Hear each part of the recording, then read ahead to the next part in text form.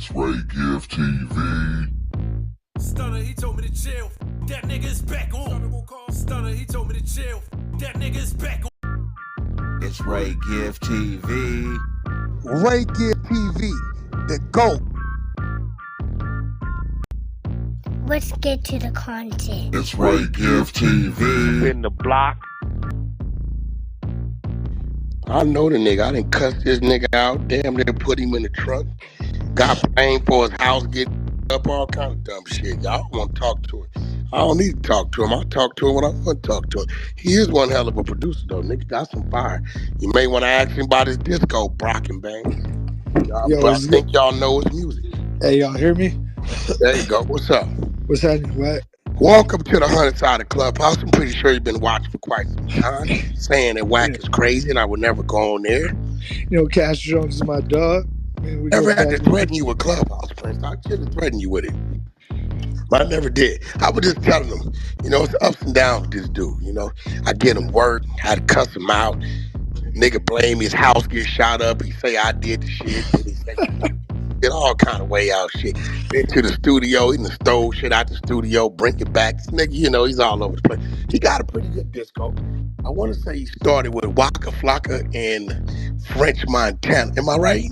Yeah, started with French. That's how I got fucking caught up with Diddy. What's the song you had back then? What was your first notable song you produced?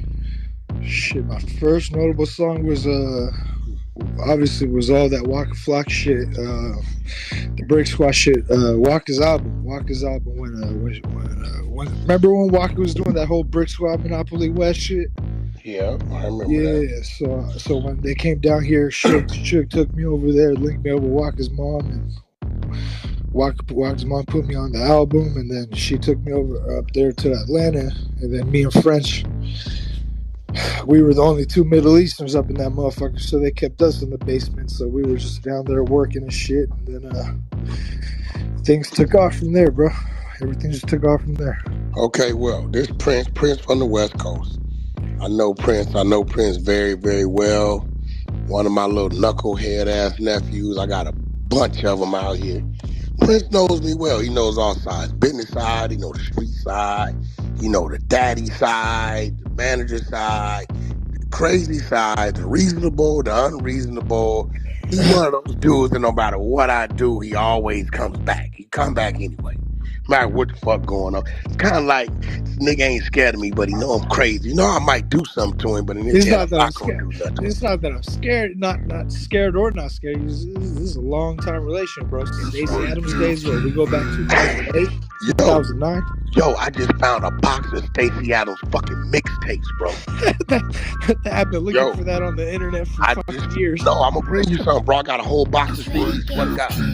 Crazy. In the block. Bang, Brock. I'm gonna send y'all one. Y'all gonna love this music. I'm gonna send y'all. I know who he is. Oh no, I got bro. I swear to God, that's Wack's greatest artist of all time that didn't come out. He ain't lying. We put this nigga in Scott Stewart's house to live. Next thing you know, we look up. Scott say, Wack, my shit been coming up missing since your guy been here. I said, what? He said, yeah, a couple laptops, guitars, and shit. Come to find out, this nigga got a nose problem, pawning all Scott Stewart's shit out of the house that Birdman used to live in. This shit was wild, bro. I didn't have some shit go on. But nevertheless, we gonna get up in here. They got some questions for you. You've been trending, believe it or not, on Instagram about this shit. I know. I just woke up to fucking 50 reposts of my shit. Yeah. Speaking your truth, 50 reposting the shit. You know, I'm kind of jealous, bitch ass nigga. I ain't gonna 50. Hey man, I don't even know. Once I saw that Cassie video come out, and you know me, bro. You know I've been on French's ass for how long? How many times did I tell you to set up a boxing fight? Hold on, nephew. Hold on. Shit. Hold on. This shit goes back. No French Montana slander. You know that's my nephew. I know that's me and him came up together. But at the end of the day, this all roots back to all of that. You know what I'm saying? I'm gonna turn this shit over to the room. He's a guest. His name is Prince. And shit, y'all can talk about his music, talk about what's going on with this puff shit he's saying, whatever y'all need to talk about. I brought him to the 100 Side of Clubhouse media team. I dropped his IG link in our back chat. Y'all make sure y'all got that. And in the meantime, I'm gonna mute up. Finna go run by the mile while I listen to y'all. And you know, y'all have at it. Let me know what's going What's on. good? What's up, Prince? What's good, bro? I ain't gonna lie, we gonna get into the disco and all that, but what All the hell that did you shit. mean by BAN on your thing? Cause I thought you was black. Now I see you Muslim. Yeah, What BAN mean? it's for example what Wack put in short ass nigga. Oh, you can say nigga? I ain't gonna lie, we might have to set that Oh up. yeah, I've no, had that that pass nigga, for a he's a long nigga. time. He a I've had nigga? the Oh, pass He's a for a okay, he long one of nigga. time. them. All right, I He's a don't nigga. know. That All nigga right, house It's cool. been not shot one of up. He them. didn't have It's not one fights. of them. He been all I've right, been cause I've I been just in He been sit, in the I business. field, just, you Wack. know. He been in the I don't field, be Wack. just Yeah, lit he's a Muslim. nigga. He's a nigga. All right, well, all right, cool. That's cool. And then shit, how you started in the music shit, bro? Let's get to it. Let's kind of get a little background before we get into the Background meat and shit. potatoes. My roots go way back, bro. Fuck. I was born in the industry technically because I went to high school with Dr. Dre's son, O'Shea, Daryl, Cube's kids, Aaron Wright. We all went to Taft High School together. So it's like Dr. Dre's son, the one that died, was my best friend.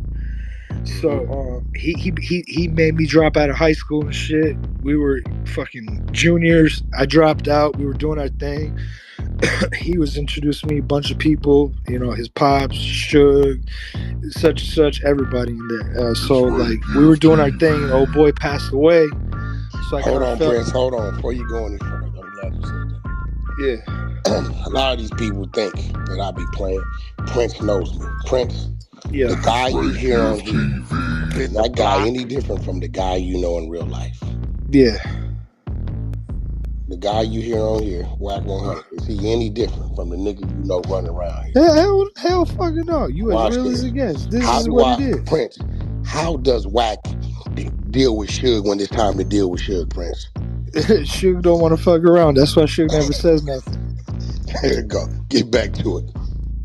Many times, like I remember when that whole Ice Burgundy and Stacey Adams tried to get into a Wack. Suge called my phone. He's like, "Let me talk to Wack over this shit, man." No, Suge don't fuck around when it come to Wack. Let's keep it going. Let's keep the content going. Yeah. Yeah, so you started early into the industry. You said Yeah, on them where Dr. was I? Dre So time. yeah, Yeah. I was doing all that shit music wise with Dre's son. He was trying to get me started to making beats because he saw I was good with the MPC player back in the day. So I opened up a studio, did all that. Then old boy passed away. Then I was kind of like in a shit storm because I had no more access to Dre. I didn't know how to get to Dre when I was younger, and such and such. So I kind of reached out to Suge, and then from there, Suge, he wasn't like really my manager or anything or any of that stuff. But one thing, he kind of hooked me up. He's like, "Look, I'm doing this little brick squash shit with Waka Flocka because he was you know, doing his little. That's how Waka had the Pyru pass in L.A. You know, he went up to Compton. All that Suge was behind the whole little movement they had going on. So you know, he called me over. He's like, "Come on, I'm gonna introduce you to some people." Because at that time, the situation was like he came to the club one time and I was like a promoter, and we knew each other. I let him in the club. I let him pop bottles and all that shit, gave him free bottles. And then the next day, he's like, "I'm gonna call you over to the studio. I'm gonna introduce you to some people." So I went over there the next day. The people that he introduced me to was Walker's mom. We were at the La Cienega Hotel where they have a studio underground. So this was during the time they were working on Flockavelli, the Walker's very first album. So I went over there. Walker mom was there. French was there. Gucci was there. Suge was there. We were all downstairs. We started cooking. So I made the album, and then they called me back a couple months. Walker's mom was like, I want you to sign over to Ms. A Entertainment. So I went ahead and I did my thing. I went over there, did more records with Walker and shit. And then French came. I met French when I met Walker's mom, but he disappeared for a while because he lived up in New York and Walker lives in Atlanta. So we were doing our thing, and French showed up. Me and French were actually living in Walker's basement. So it's like, because Walker has like 12-bedroom house, and like in Atlanta, most of the bedrooms are like in the basement type shit. So it was just us two, and Walker was on tour. So me and French were fucking around, making some beats, fucking cooking. And then next thing you know, me and French took off. And we had here. It's not like even French took off because like he was getting It's passed Wake by a bunch of Gift labels back in the day. TV. And back in the day, I was also admin for Hot New Hip Hop. So you know, I had a lot. I had a lot to do with I forced French down a lot of people's throats back in 2011. It's Wake Gift So you know, I TV. hooked him up. I kept his song on the homepage. Obviously, I'm going to keep my song that I produced on the homepage. It blew up, became a single, And then at this same time, it's like Waka's mom was having a self-destruction over there with her problems with the artist, because that's when Gucci was going to jail. Nicki just fired her. Waka was accusing everybody of from his mom's side stealing money, shit. Everything was just having a self-destruction. So we bounced out and left, and then I bounced out and left. Everybody just left Atlanta. So then me and French had a record that was popping the fuck off, and then French calls me randomly. He's like, "Yeah, man, we were gonna run with this as a single, Harv Pierre, whatever fuck Harv for Bad Boy. Oh, they're choosing this record, this and that." So we went on, we did this thing. So the whole problem started going on once Waka mom sued French, and then French was trying to steal my publishing from the back, and I was not giving up my publishing, and I had the masters of the record, and they were ready. See, the problem was too, this was the mixtape era, so you had to have masters, and once you put the song out, it's not like you could take it right off. These guys released the record without my consent, paying me, none of that shit, this and that, and French was very like fucking trying to take my publishing for you. Like, he's like, I put you on, I want your publishing type shit. I was not having that, and I was the only one with the masters because I mixed the record at the time and put it out. So that's when all the bullshit started happening with me and French, because French was like, yeah, Walker mom trying to fuck you, I'm just trying to get you out this situation, so come over here, I'm gonna sign with me and Bad Boy, I'm gonna get you a solid deal with, like I did with Harry Fraud, this and that. I was like, nah bro, I'm good, I'm doing my own thing. How the fuck am I gonna give you my publishing? Walker mom already has my publishing. Feel me? I'm not on some sucker shit.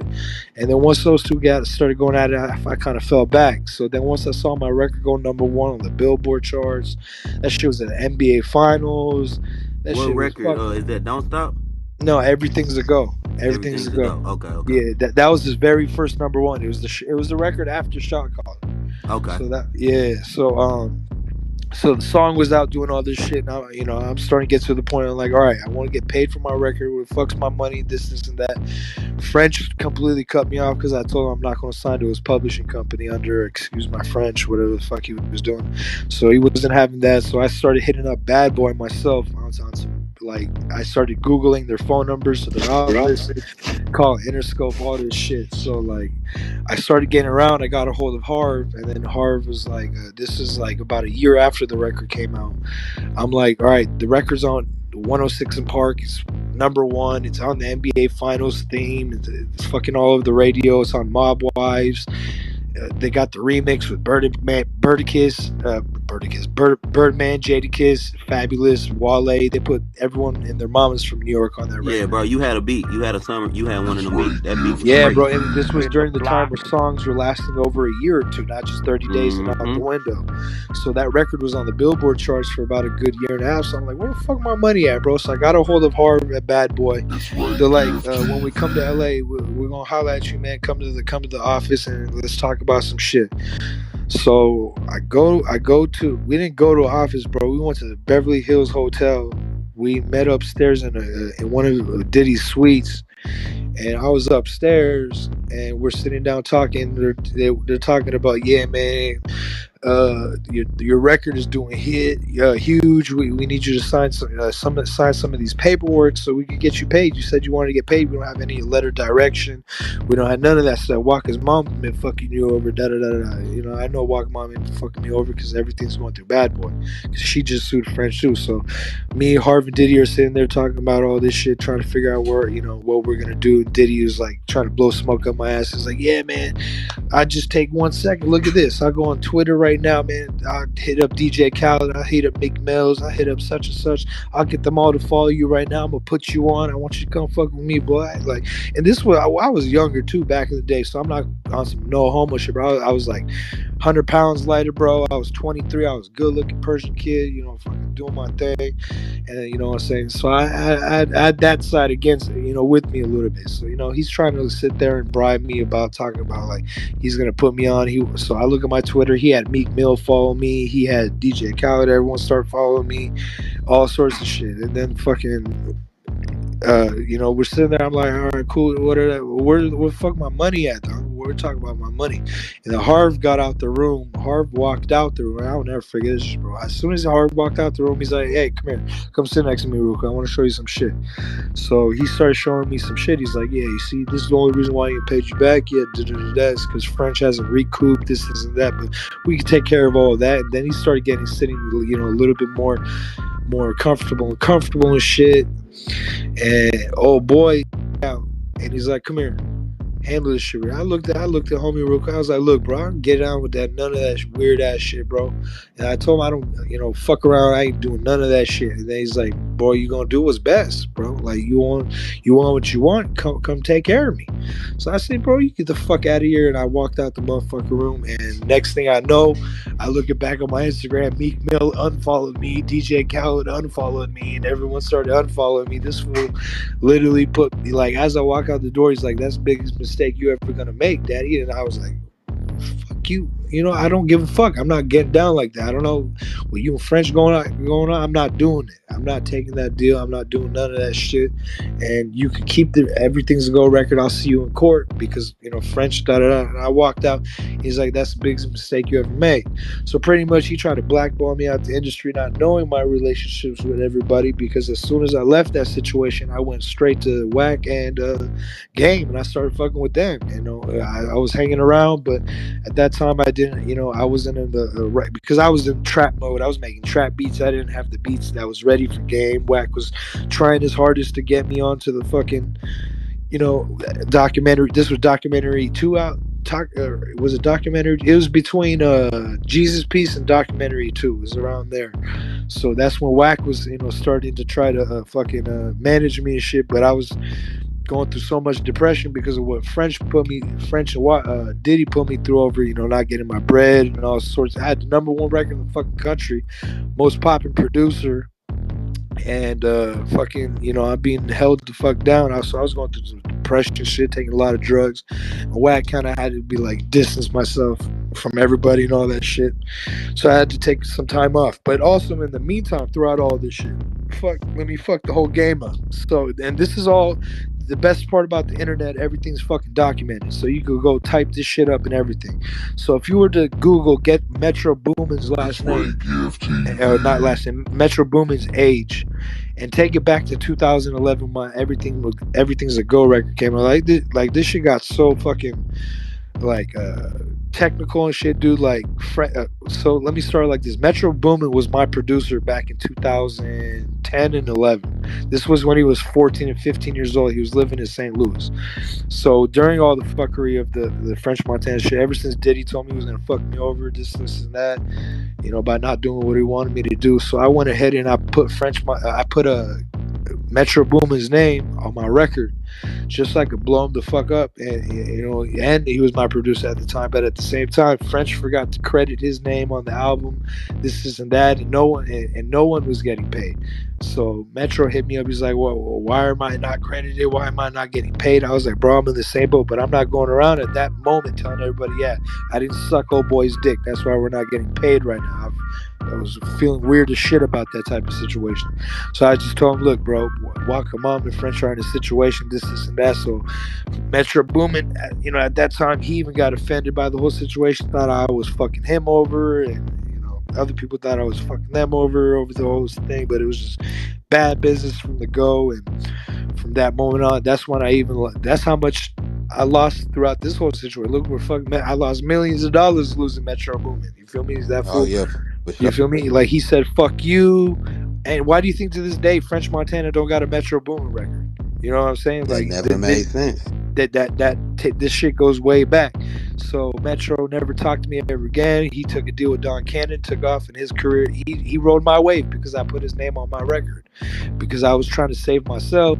But even though he's one of the, like, at that time I let him add a couple hi-hats so I could put him on, because he was trying to get on. But that's going off the case. I lost old boy, and time went by eventually, and that's where shit took off, and I fucking stepped away, and I came back to Wack, started doing my thing, and then fucking fell into fatherhood, took a couple years off, and then fucking came back, Wack let me produce Game's not entire. It was about to be his entire album till I had some mental breakdowns in the fucking studio because I got served by my ex-wife in the studio with some divorce papers, so I had a little meltdown and shit. But yeah, Wack let What me do album? half.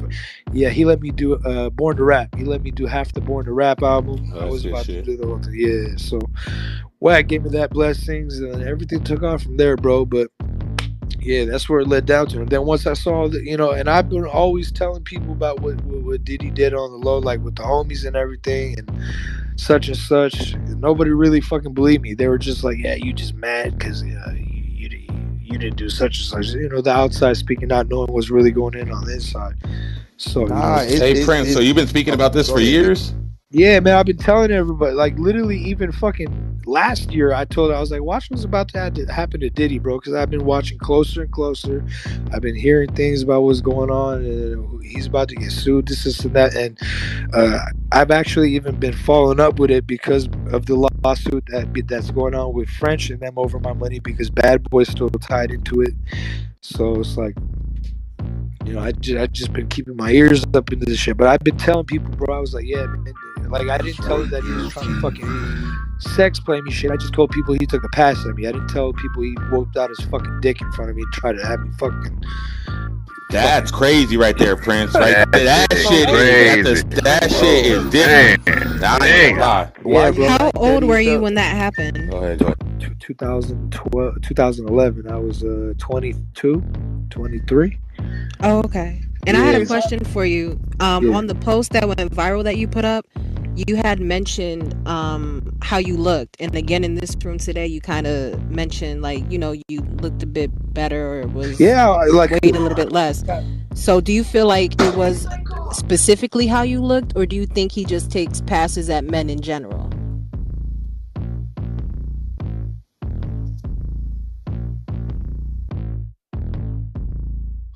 hello. Hey, you broke out. Oh, okay. Can you hear me now? Yeah, I hear you. Yeah, I was saying, do you think that it was how you looked that made him try you, or Yeah, man. do you Because think like he I just said, takes passes at men in general? I'm 36 now. I'm a grown ass fucking man. Like I was just a kid back then. You feel me? Like I was 190 pounds. I was like cut up a little bit. You feel me? I was a good looking little. I looked like when I was younger. Let's say I was me and French Montana damn near look like brothers. You know what I'm saying? Like we damn near look like brothers. I got chubbier now. I look like fucking DJ Khaled. It just runs in the Middle Eastern bloodline. Like I run in with that range. So it's like I was like a better good looking version of them. I was a good looking kid back then. So he took a pass on me like that had nothing to fucking do with the music. None of that shit. He just wanted to see if he could take advantage of me and fucking do what he does with everybody else, bro. I'm not the only fucking one. This shit been going on since the 90s, bro. Like Tupac been talking about this shit about this man being a homosexual for fucking decades. You know what I'm saying? Like you go back and look at the original back cover of Machiavelli album. Pac got Diddy dressed in a dress. You know what I'm saying? So this shit goes back. Like it's been known for what this man's been doing to everybody. He's been on that bisexual tip for a long fucking time. But I just hate to say that I had to, almost, he tried to make me fall victim to that shit. That's why my career took so fucking long, dude. I've been around. Like one thing that he didn't understand was he thought he could blackball me, but my roots are so deep in this business because of who I grew up with and who I know and such and such. Like, okay, you want to blackball me on the east side, and I'll come right back to the West Coast and go right back there. Because even before the Brick Squad shit, I was fucking with Black Wall Street, even though Black Wall Street didn't break my shit off. Like, I was still fucking with Compton Menace. I was fucking with Juice. I was fucking with, New Jersey Devil and all Game's artists. I was just producing for everybody Game was fucking with. I was producing for all that shit. But yeah, man, it's just been fucking crazy, dude. It's been fucking crazy. I got a question. You No, I was Go gonna ahead, say, Drewy. Go ahead, Drewy. they got a lot of pictures with French Montana and P Diddy with their shirt off. You think P Diddy took the proposition, took the deal he gave you? He tried to get you to take. With French? Yeah, I don't know. I yeah. can't speak. I distance myself from that situation. So I don't know. And I know French is a Muslim man to the max. So I know he don't get on with that shit either. So, but you never know, bro, because French was very. The thing about French, bro, he was always thirsty to get famous because he was already rich before the rap took off. French was already a fucking millionaire before rap. So, money and music really wasn't shit. And he's a terrible fucking rapper too. Rap. It's not like he was the best rapper in the fucking world. He was. I tried to get him signed so many times before even his own manager did. I took him to Interscope before Diddy took over. I took him to fucking thing. Me and him were actually supposed to be a Kanye package to Kanye and good music, but he never took that deal over there. So it's just been fucking that type of motion over there. But I don't fucking think he gets down like that because, like I said, French is a Muslim to the hardcore.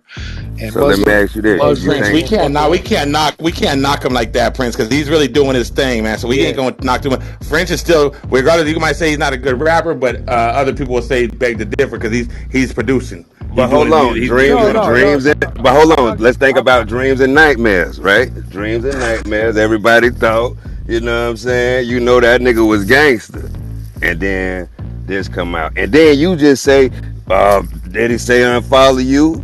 He unfollow you. So like in my mind, and then you also clarify like the nigga been doing this shit since the 90s. Come on, goddamn, Tupac said he was gay. So how far fetched is it? Like, what you talking about? Get more specific with the question. Like, what are you talking about? Talking about the propositions that he I mean, it's different. He may approach it. I mean, it's not like he's gonna pick up an ugly motherfucker and sign him and want to fuck everybody, bro. Like he's not fully gay. He's bisexual. You know what I'm saying? So like, he may not feel like who he's feeling at this certain time. Like his flavor is his taste is his taste, bro. Like, look, the man's fucking kissing on Rick Ross and shit. He's doing weird shit. He does all this suspect shit. How long 50 Cent been telling you he's a fruitcake? 50 Cent been getting on the fucking interviews saying Diddy been a fruitcake for a long ass time, and then he gets suspect. He does weird suspect shit, and I'm just saying, like they say that Diddy do this to a lot of people. Yeah, he does. He does. And I'm not gonna lie, I've been to a Jamie Foxx party, and no disrespect to Jamie Foxx because he's open about being a swinger and shit, but. At the end of the day, I've seen weird shit at these parties, bro. This is nothing new to the music industry. So, do any of the people that didn't believe you back then, these past 13 years or whatever, do they believe you now? Has there been anybody I haven't even talked to a lot of people about that. I really didn't give a fuck. I just posted what I posted, and a lot of people just started like, bitch. I'm gonna get back. Let's keep going. Diddy is a motherfucker. And Jamie Foxx definitely a swinger. Let's go. So Prince, I have a question real quick. Have you seen Diddy since that incident? Yeah, many times. Shit, he's every time I go to a game session, Diddy pops his head in there and listens to Game's album, tries to knock his ass down. So my question to you is, what is it or was it about Diddy that caused you to not retaliate with that situation? I ain't gay. What the fuck else is there? No, I'm saying like you've seen him multiple times after that, Oh yeah, I mean, it's like sometimes he acts like he don't remember me or he don't recognize me when he's in the room. It's just like we make that eye contact. I look at him from the corner of my eye. He see me over there, but he act like I'm not there type shit. You know what I'm saying? Or he'll move on. Or the bro might be high off pills sometimes. You never know. He may forget the weird shit that he does. Hey, Prince, on some real shit, as a man, and another man pulls out their dick in front of me and try to do some shit like that, regardless of the fact at a young age, I'm fucking him up, man. I'm fucking him up, man. My heart was there too, but I was, at the end of the day, I was more like, let me get the fuck out of here because I don't know who he's got outside. If I knock this motherfucker, I might get killed and never seen again. You know what I'm saying? If he's got the power to get shined, put in jail for 9 years, both dodging this and dodging that, I'm not getting I did think about that shit, but I just wanted to get the fuck up and out of there, dude. It was too much for me too fast. For you looked up to Diddy, like when coming up in music. Yeah, that makes sense. He answered the question right there. That's the. Hey, so the next time you saw him, you didn't feel in a comfortable position where you can get off. I can't do that either because Game knows I got a fucking temper, and I did a lot of wild shit a couple times, and I don't want to fucking go at Diddy in Game Studio, and Game pulled me to the side and fucked me up because I fucking, got at his big homie, at the time. And I'm not gonna say big homie. No, yeah, don't say big homie because that we know that's not Game's big. Yeah, I only said big homie because Game started. Hey, you could have did it when I was there. I would have laughed at it. Well, I didn't know either. I thought you would have got pissed off too. Like, no, I wouldn't have gave a fuck. I would have laughed. Because You wasn't there when we was gonna whoop Diddy ass behind disrespecting Brian, the engineer. No, I didn't. I didn't know that. I wasn't there. I was probably, that was one of the sessions because when Diddy was coming around, I didn't come back the next day. I came back. Remember, I kept coming every other day. This was during the when we went to Chalice. This was before when we were at Paramount and all that. When Diddy was coming to Chalice, checking out Game shit every time, because Diddy was always on the other side every time Game was on this side. So that was the only time. So yeah, whenever Diddy walked in the room, I just I kind of stepped out and just waited till he either left or I came back the next day. That's why if you go back and look at all the videos when Diddy was in the session, you'll see me in the beginning, but you won't see me at the end. I walked the fuck out of there, bro. I don't want nothing to do with that shit, especially since from 2011 to 2018, God knows how much more power this man's got because he became a billionaire throughout that point.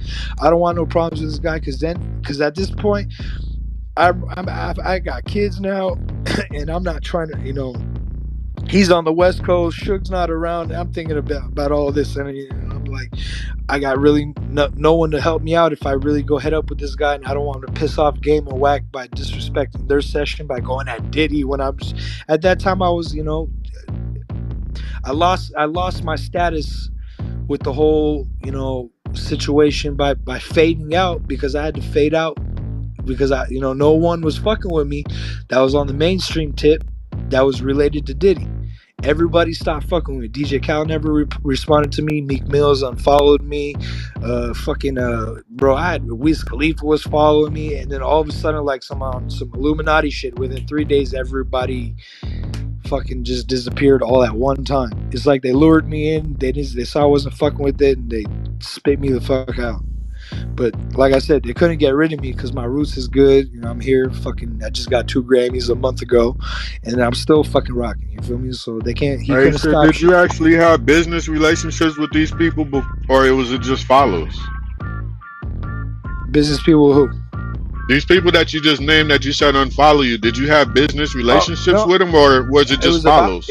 It was about to start shit because this was right when my record was #1 all over the country. I had the #1 record on the Billboard charts, everything. So they all, like 3-4 days before I went and saw Diddy, all these people started following me, this and that, and then all of a sudden it's like one person controlled the Instagram for all these people. So that's where my brain started thinking, all right, this is some Illuminati shit. Why are they all following me? Then they all unfollowed me at the same time. Like one person is running their Instagram. You know what I'm saying? That's all the weird shit that I always thought about. I was like, man, this industry is too fucking close together, and all the bisexuals are too close together, and you never fucking know, dude. Everyone rolls in different groups. Music, bro. This music industry is like one fucked up, retarded version of high school. That's all this music industry is. Everyone's in their own little groups and pods and casts and shit. I don't know who the fuck to trust. So I just kept to myself, dude. Every time you saw Wack, whenever I came around, I was by myself, man. I always by myself. I stopped hanging around with people. I stopped, chasing rappers and all that shit. If I get there, I get there. I'm not fucking. So fuck this 12, 13 years later, bro, my career was moving slow motion, but I still got shit done because talent don't lie. And my roots is good because I got my own little clique and squad. It's on the West, and I'm still good with Walker's mom. You feel me? Me and Deborah's still good because she sued French for me over the situation. So I even talked to the lawyers last night. I was like, hey, should I get involved with this Diddy case now that he's down? Because I'm missing over $100,000 in royalties. And just from that record for 13 years of back pay. And fucking, I even brought it up. I was like, look, we can bring up the sexual allegation shit because that did damage to my career. I lost millions of dollars losing Metro Boomin to fucking Don Cannon. It did a fucking toll on me. So, So what did she say? Like, are you gonna sue him? I literally, before I woke up to my Instagram going batshit crazy. And I was supposed to talk to her this morning. I woke up to first Wack's text message. He said, "Get on Clubhouse right the fuck now." So I'm like, all right, let me get on this shit really quick. I know. And then I was like wondering why. And then I remembered I told him about this shit, but I didn't think he paid too much attention to it.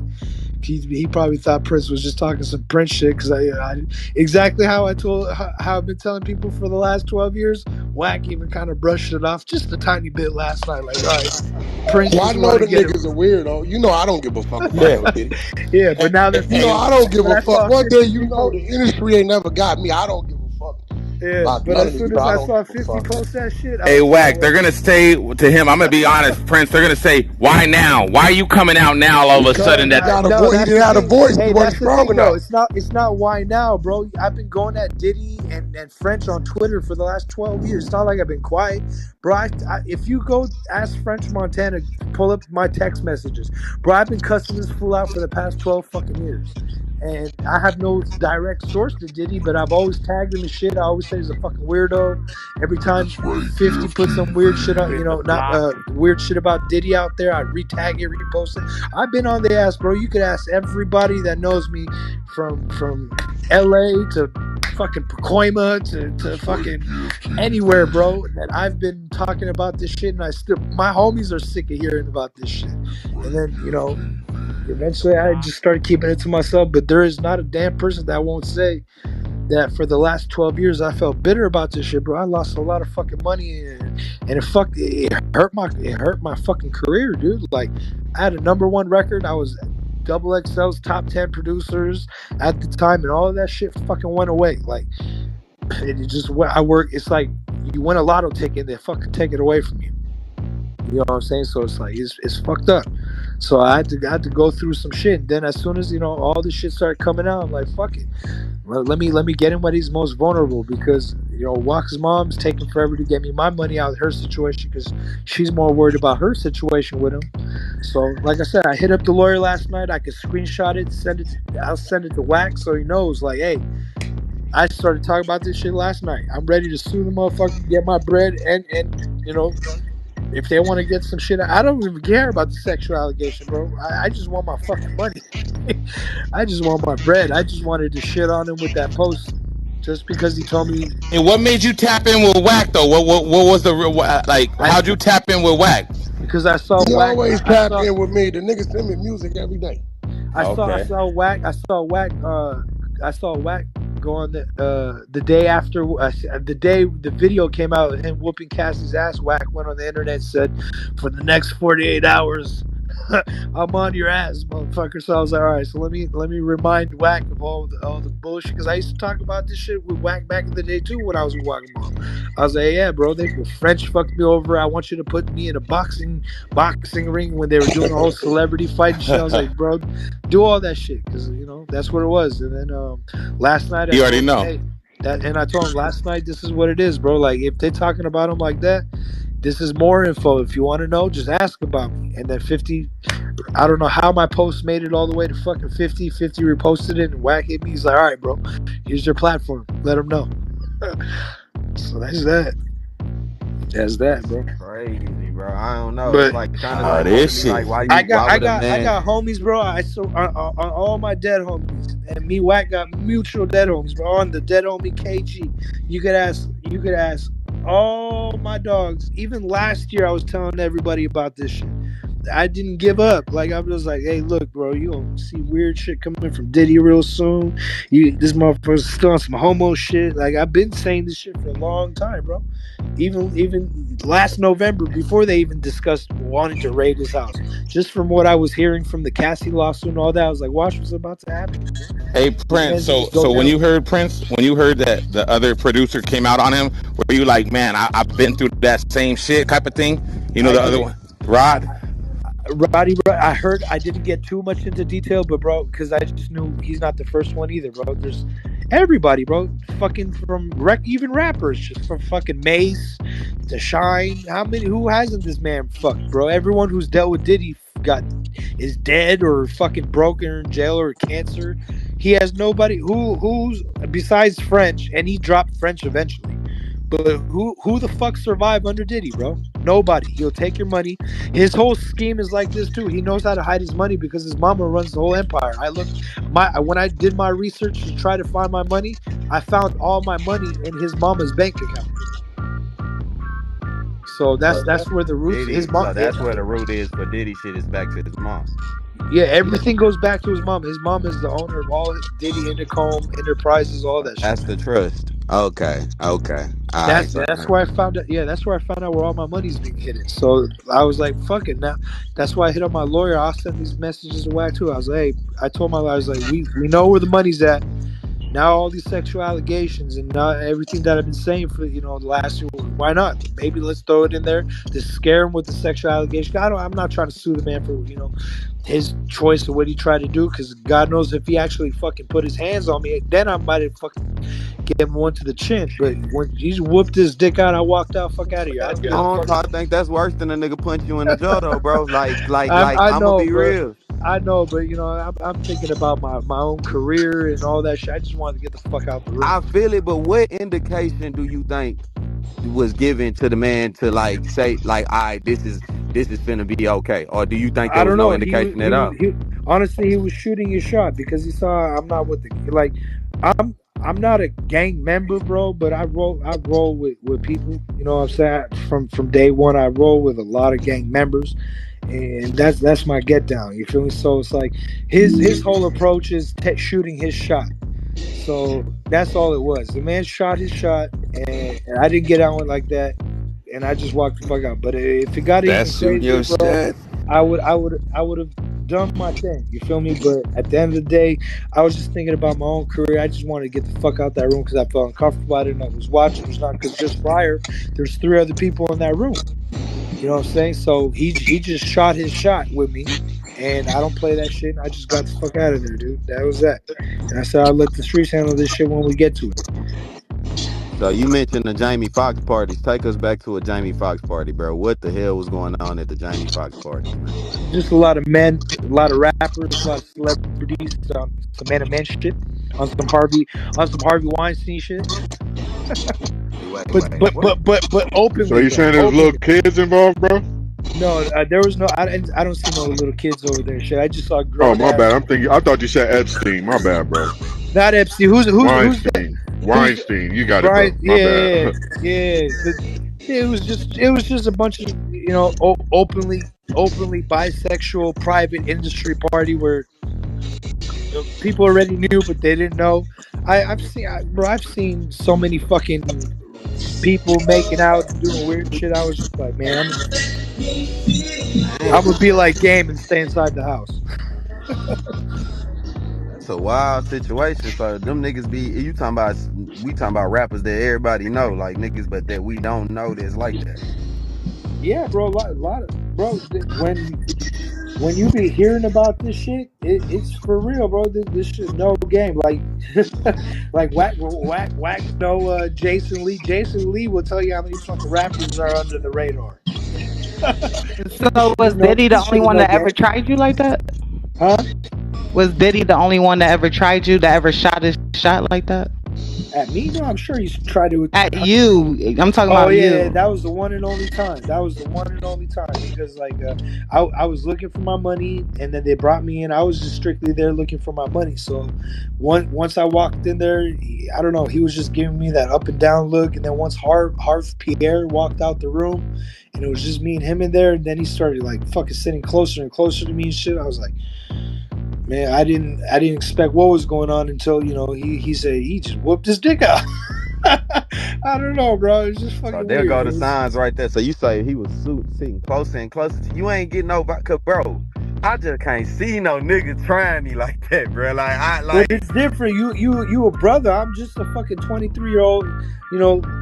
Muslim dude. I mean, Arabic dude. So I'm not yeah. there. Just just Persian. I'm not what he would be afraid of doing. But I was shocked when Wack said he took a shot at Ant. Because Ant would kill that motherfucker. So I was like, damn. When Wack said he told Ant to take his Diddy told him to take his shirt off, I was like, oh shit. So no, Diddy takes his shots at everybody, bro. He just didn't know the roots of the people that he be trying to fuck with. He just on some don't give a fuck shit, bro. He on some So dog. hold on. Before we get too zesty in this motherfucker, bruh, let me get back to the hip hop shit because I did want to ask you because you mentioned the hot new hip hop. This nigga. Yeah, it You went down mentioned a the hot. dark road right now. Yeah, I can't. That's why I let the ladies lead that part. But so you said the hot new hip hop shit. You started off as an admin on hot. I used to frequent that site as a hip hop head. So how you get into that, bro, and then how you break out of that to going into producing? Because I know you probably leveraged them relationships. So the owners of Hot New Hip Hop back in the day was DJ Rockstar and DJ Illwill. They co-founded the company. DJ Illwill's artist was Kid Ink.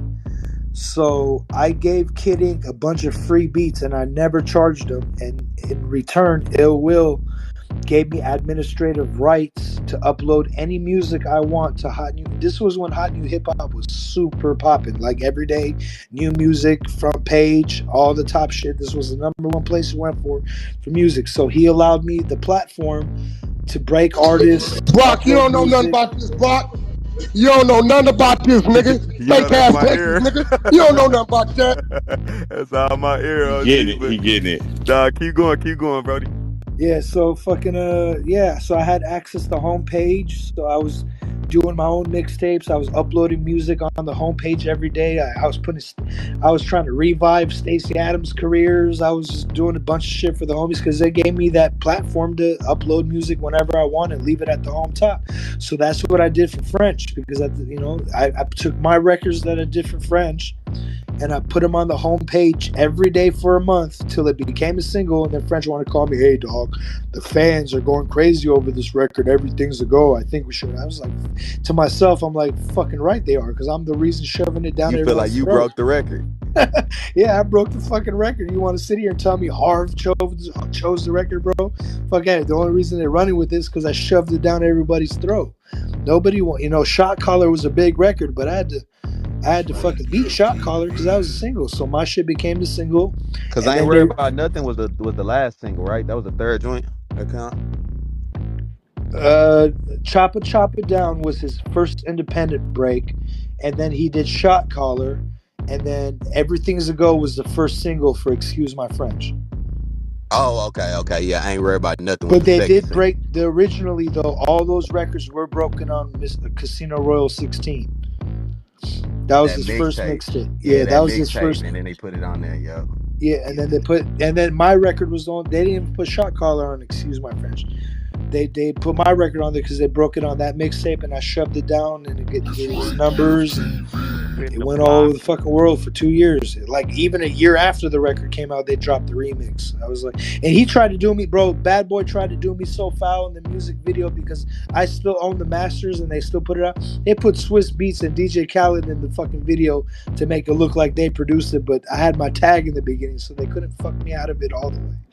You feel me? They tried to, like, Diddy tried to do me all the way wrong. No, they did you dirty, bro, because that was around the time. That was like the time where the producers, the Lex Lugers, the guys were starting to get the names with their producing credit. We were starting to get into that shit. So they hold you because that was the super producer like time where the young super producer was coming up. Part of that whole, me, Southside, and Lex Luger are the original 808 Mafia before any of this shit started. And to keep it 1,000, Southside is going to hate the fact that I say this.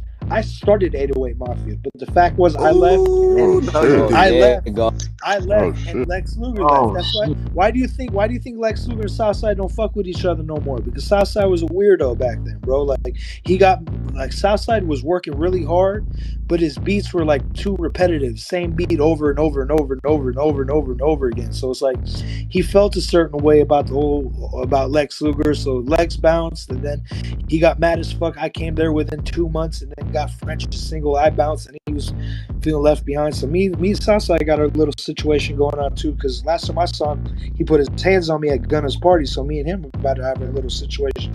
Yes, because I wanted you to take me down that path. I know of a couple guys that be with Southside, and I'm gonna be real. The one dude I do know of that be with him, it's not he kind of weird guy. But so when you say weird, what you mean by weird, and then we gonna get into that fight because I need to know what happened. Not by weird, by some weird shit. He's just envious, jealous motherfucker, bro.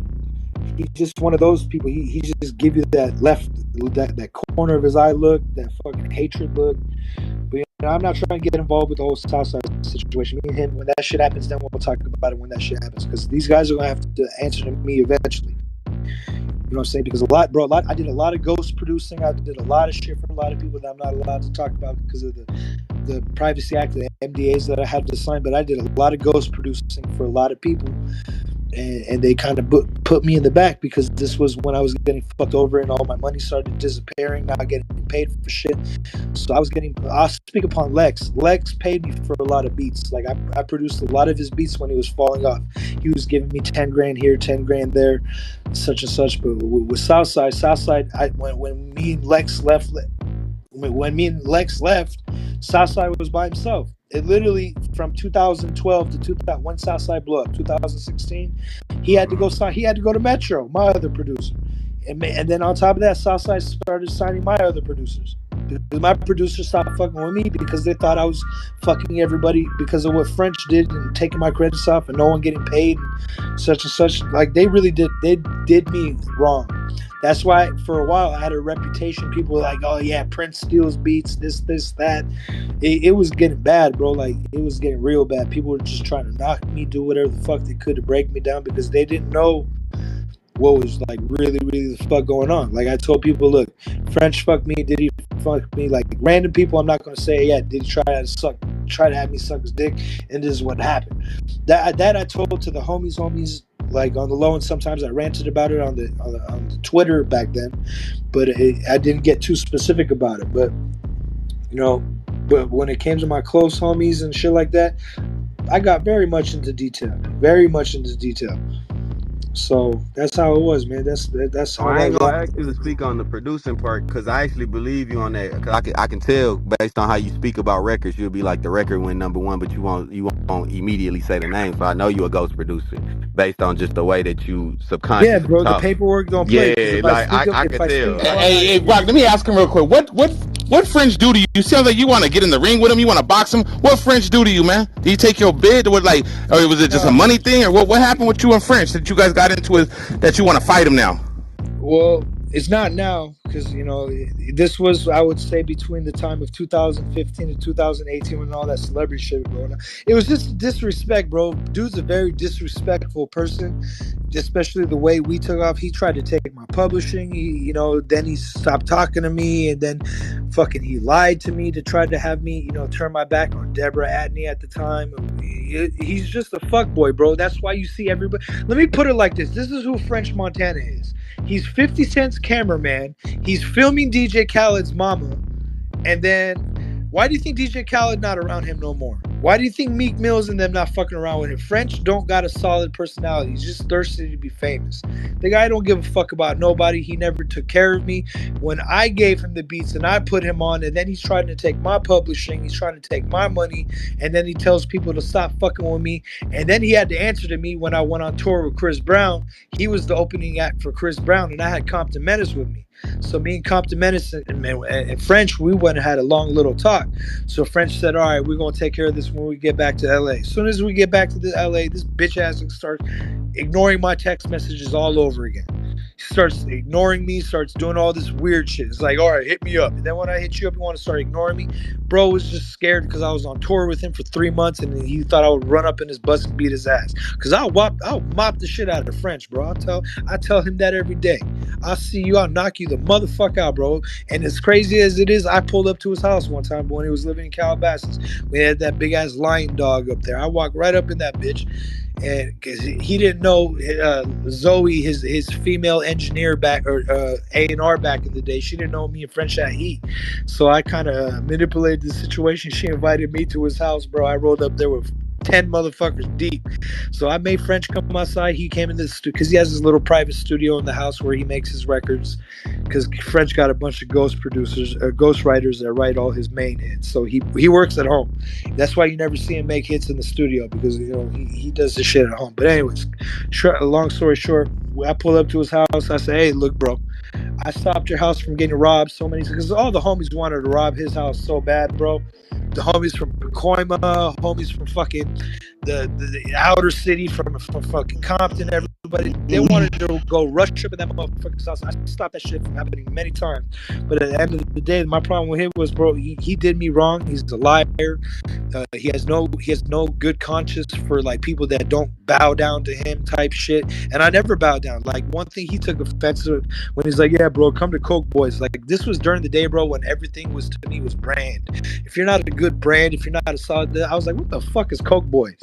You feel me? I'll run with Black Wall Street. That's a brand. I'll run with Brick Squad. That's a brand. But he took offense when I was like, yeah, I don't know about this Coke Boys shit. It sounds kind of stupid.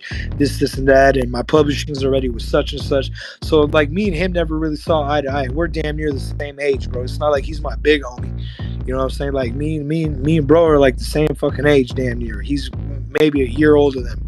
So I'm not gonna get down with this fool and bow down. I got my own situations going on. I came here to fucking get my career on. Now that 50 people try to put their hand in my pocket. Everybody was trying to put their hand in my pocket. Damn, why was they trying you so much? Because I was the dopest producer there, and they hated the fact that I knew it and was cocky about it. I was there, man. It was me, Southside, Mike Will, Lex Luger, when everybody finally came together. Metro Boomin, fucking Taydon, who did Oh Let's Do It, and fucking Zaytoven. Like, I was a part of the whole. I was the only LA dude over there running with this Atlanta pack, because I was with the shit. Like, my beats don't fuck around. Like, I really had that shit. When I walked over there and I told Walker's mom I'm gonna have a single within 2 months, she laughed in my face. And then what do you think happened 2 months later?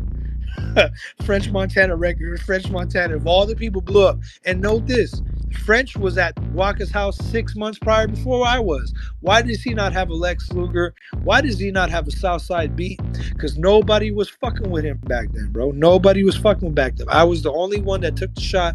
I said, all right, this is cool. You're Arab, I'm Persian. We're sort of the same type of people. We fuck around. We did our thing. We blew the fuck up. And the next thing I know, this guy's trying to fucking work me for my publishing deal just because I didn't give it to him and all that shit. So you and Southside problem come from money, or what was it? Me and Southside problem. Southside's just jealous of me. That's it. That's all it was. But you say he put his hands on you. You wasn't. Did you defend yourself? He put his hands on me at Gunna's party. As soon as he pushed me into Drake, like, I walked up to him to say what's up, and then because I didn't think this fool was still gonna be butthurt over 10 years later, this fool saw me. He pushed me right into Drake. As soon as I went to go rush him back off, security separated us. They had to walk me out of Gunna's party, and they walked him out of Gunna's party too. So they walked us out separately. What year was this? Yo, Brock, I hear a consistent theme. Like, listen, like, I think he around, like he says it early, like he around a certain energy, but he not that type of person. I would have never walked up to that dude and tried to dap him. You see what I'm saying, Brock? And I'm hearing that. Like, absolutely. But I'm saying, what year was this? Because you saying this was Gunna party. Drake Gunna's was there. party. This was 2022. This was 2022. I haven't seen Southside in 10 years. I didn't know he was still going to be butthurt because I got the single and got the fuck out of there. Mm-hmm. You know what I'm saying? Like, this is 10 years later. How you going to hold a grudge for 10 fucking years over somebody succeeding first? His career obviously outdid mine. He's one of the biggest producers in ATL in the South. Sure. You feel me? He's like maybe the world at the moment, you know, because he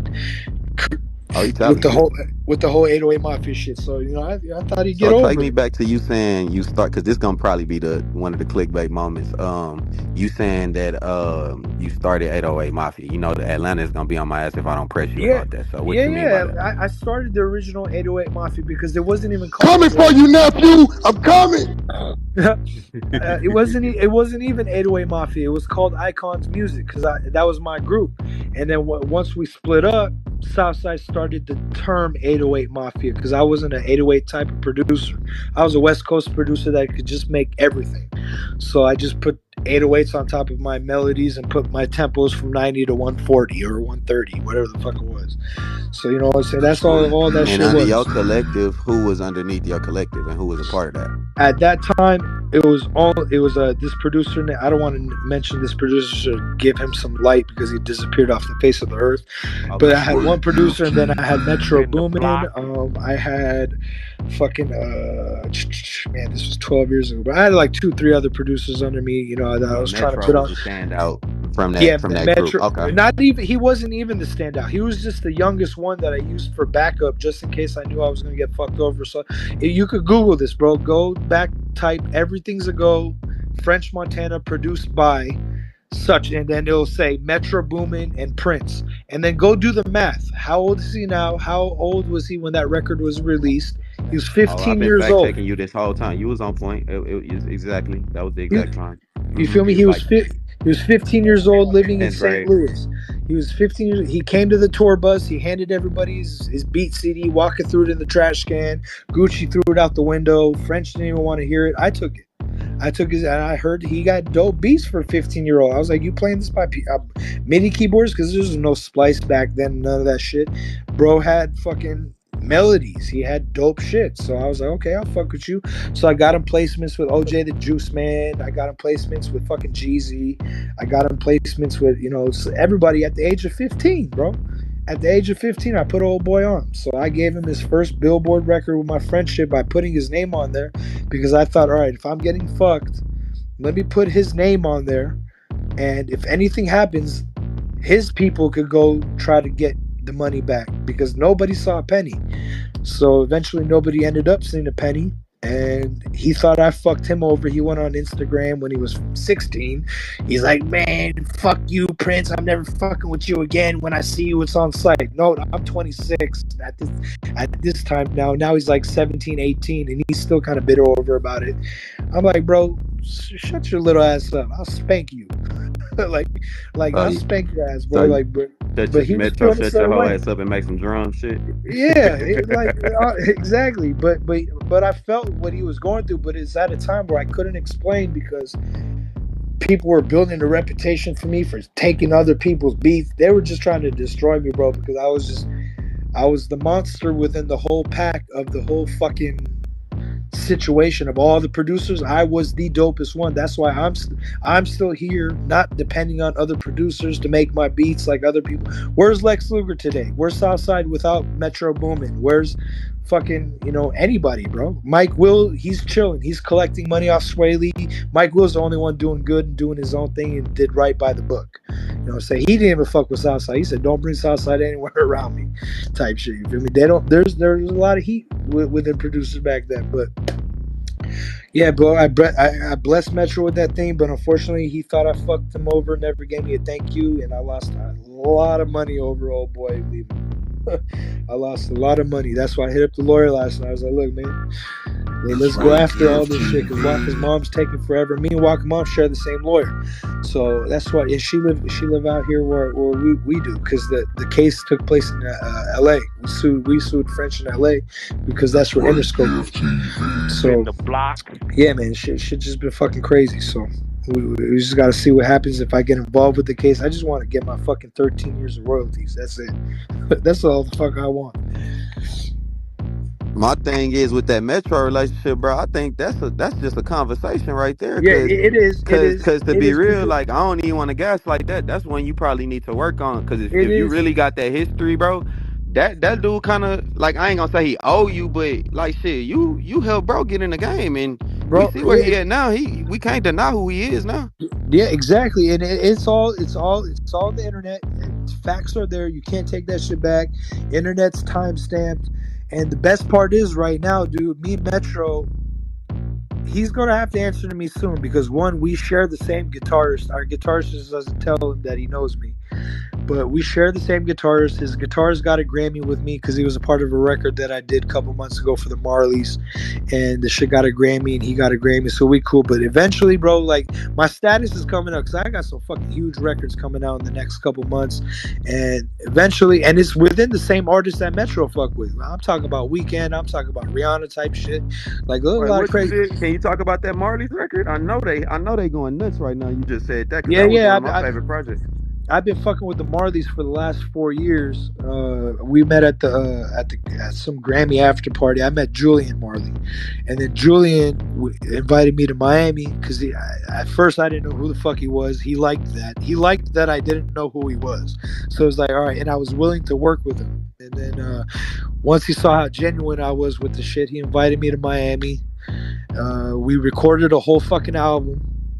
And then we pushed it back because then COVID happened, and then all the other shit happened, and then the movie came out, and then they decided to put out a little 5-track EP just to put my shit on ease, because I was currently going through a divorce and a child custody case, and I just settled my custody case. So now we're about to put out this album that I just did an entire album for the Marleys.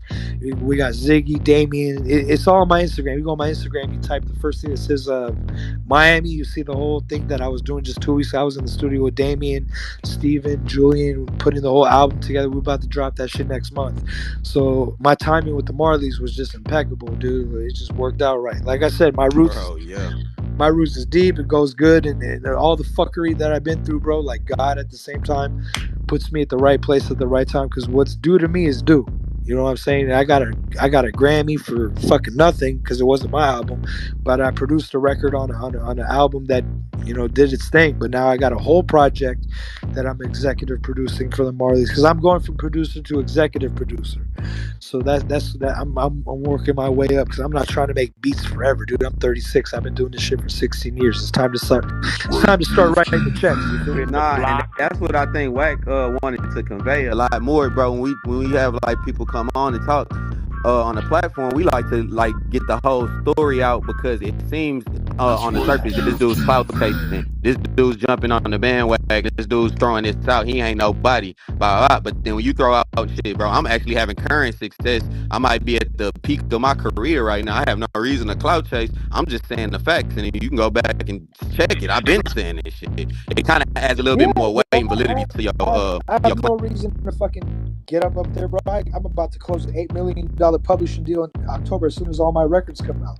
I got a lot of shit going on, bro. I could have gave a fuck less, but when I see now that everybody's, you know, speaking up, I'm like, all right, let me just throw this out there more again, even though I haven't spoken about it in a couple of months publicly like that. I always take my shots at French, but going at Diddy, I always kept that on.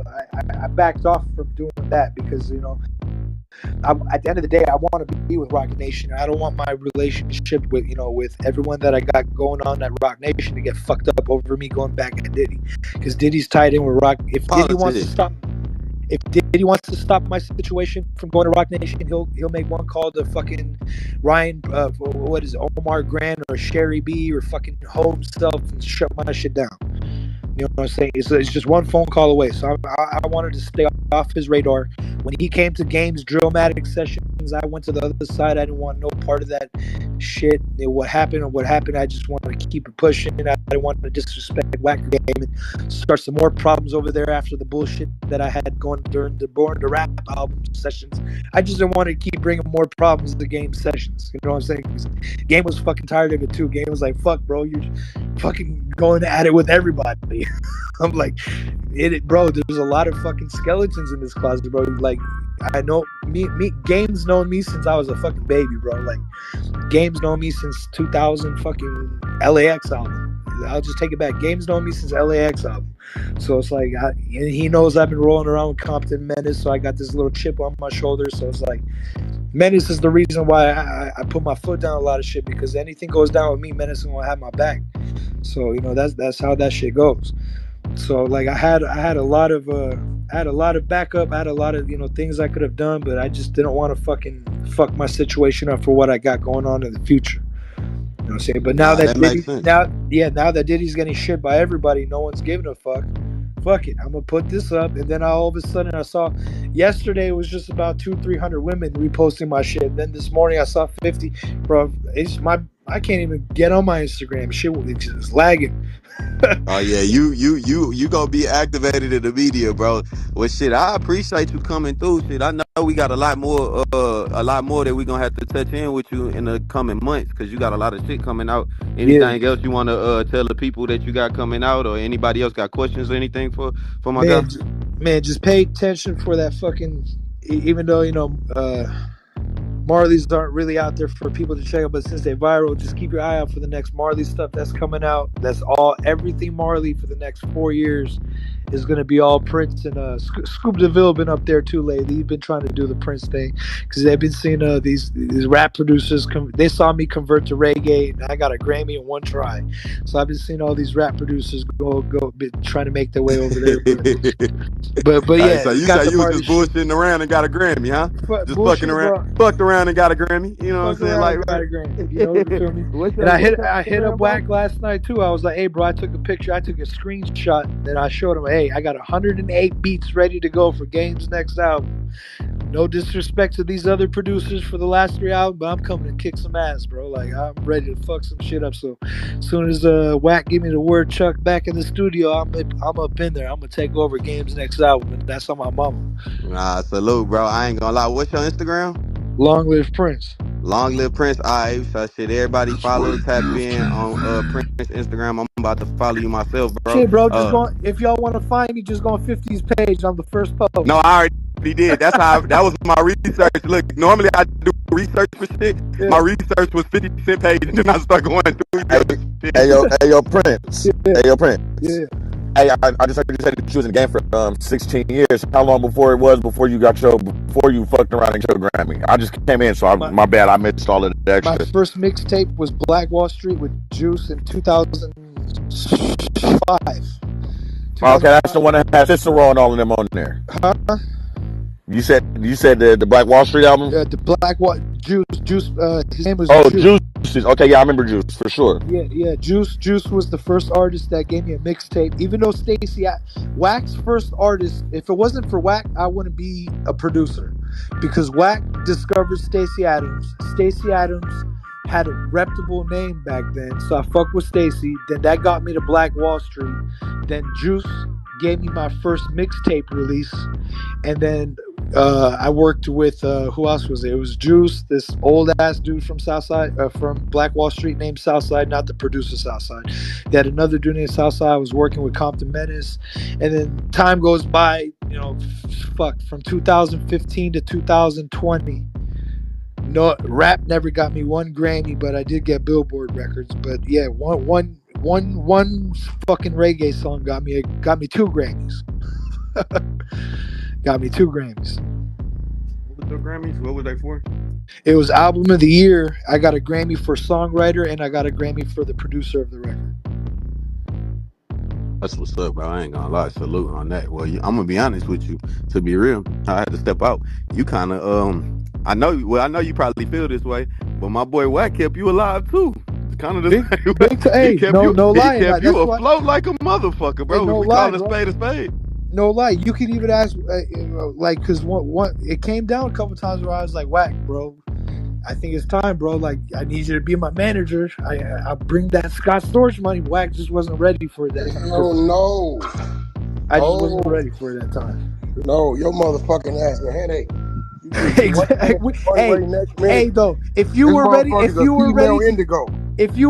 deal with Kanye's headache, you were ready to handle mine, bro. No genius comes without a headache.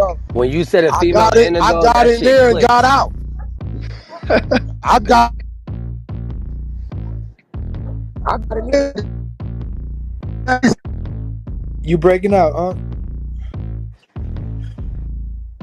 Yeah.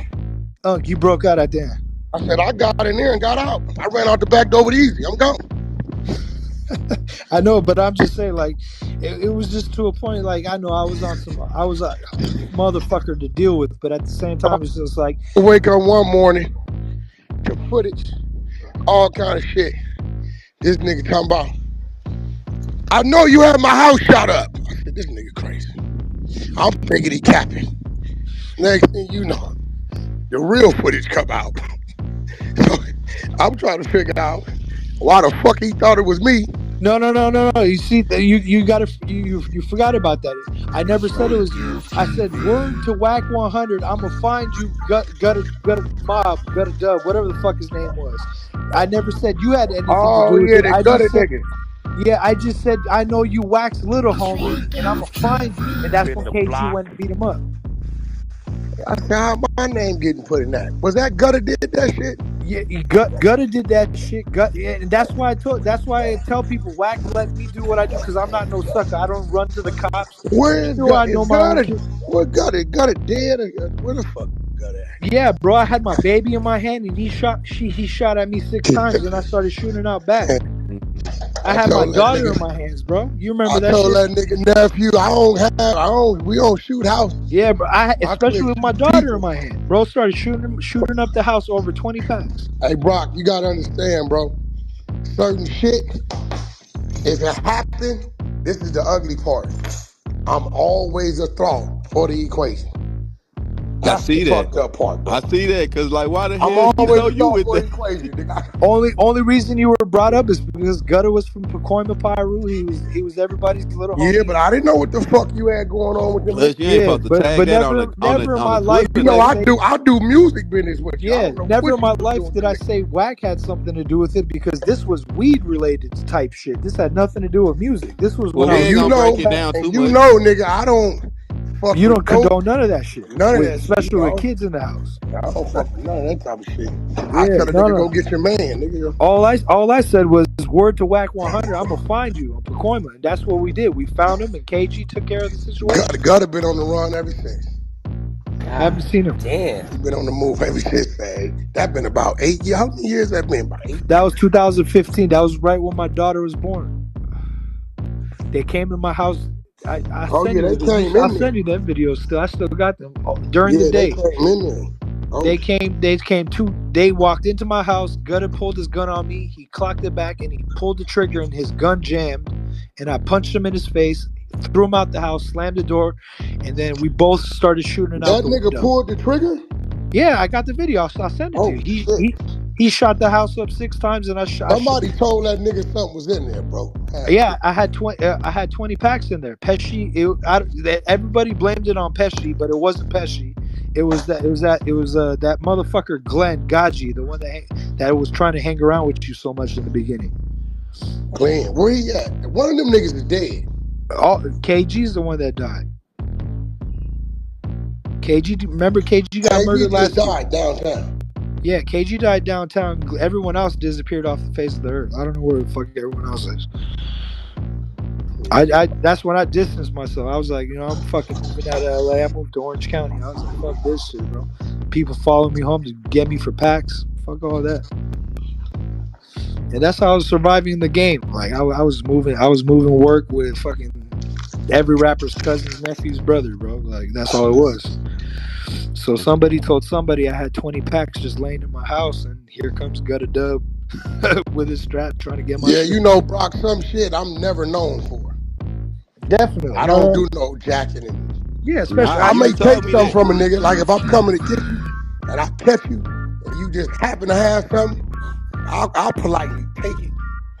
But I ain't never been no jacker or robber. I ain't never been that Nah, shit. that ain't never sound like your mo. Cause Big that's why I'm FTV. wondering why bro even tagged your name on it. But I'm gonna let you Cause break it he on was that from one. my neighborhood. Yeah. because His it was neighborhood. just because he was from his neighborhood. I was never blaming Wack for none of that shit. All I said was word to Wack 100. My I'm gonna find phone you a lit bitch. up. I think did you put some? It might have been some footage, nigga. I don't know what the fuck was going on. Yeah, no, I still got. But see, you gotta remember, Yeah. I'm trying to figure out how the fuck you niggas tie in together. I'm like, why the fuck Me and these him niggas? weren't tied together. It was all mutual people because I knew everybody from Pacoima. I hung out with Pacoima from Big Yeah, Mars yeah. to Stacy and everybody from such and I'm such. trying to figure out. I said, how the fuck these niggas even know each other? Yeah, man. That's before you knew my roots went back with KG and Mimi. Yeah, Like yeah, yeah. Mimi raised me when I was a little kid. Yeah, I mean, that mean me one crazy motherfucker.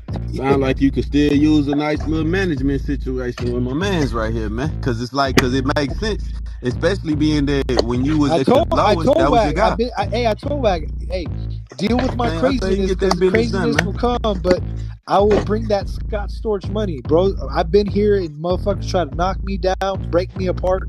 They can't because my shit. Wag told you in the beginning of this clubhouse shit. I'm No, crazy, you're but my hard. beast is fire, bro. I got that shit. You're hard with his beats. Knock you Nah, when I just heard what your discography was, and now I'm just starting to kind of go through it right now. I'm looking at what you got.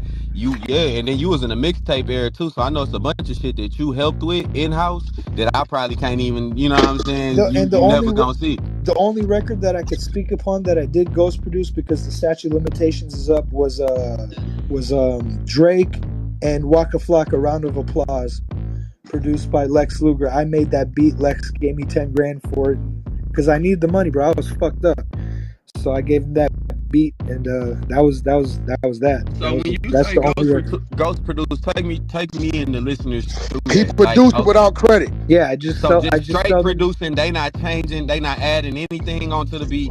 nothing. This is just a raw yo beat, straight same beat. Yeah, they just put. I mean, they might do their own. The only person that did. I'm not going to speak of the record, but the only person that altered one of my beats was Timbaland. Okay, that's the question I want to ask. You see how you spoke on one but didn't speak on the other? Do some come with NDAs and more money, and some don't? But you see, I could speak on like some artists, but I can't speak on which song. Okay, I noticed that. Now I've been noticing you doing that, so I noticed that. Yeah, so like Lex Luger, I could say because the statute limits, he only put up like his lawyer put up like a 7-year statute limitations. Like Timbaland and Swiss Beats and these guys, they put up fucking 20 years, 30 years type shit where I could never speak upon it. And that's only to speak upon it because you could never come back and then try to reap royalties from a record that you already sold, right? Because I was paid out front. And you can't do anything with the record yourself. Like you know how like Taylor Swift came back and redid her old record. Yeah, you can't do something with those beats like that, huh? No, because once I give them the stems and the masters, it's over. Okay.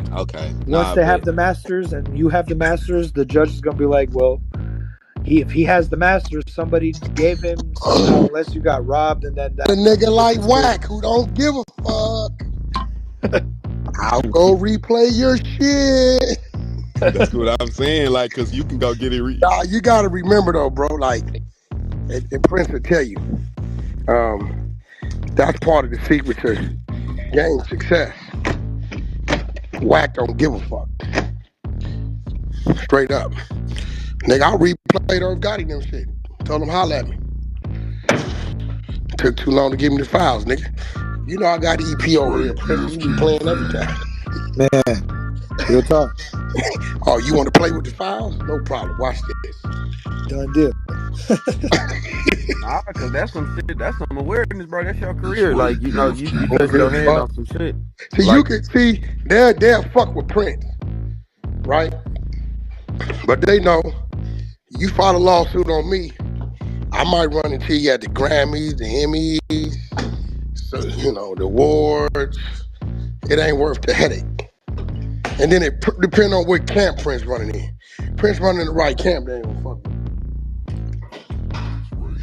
But Prince, he ain't done with.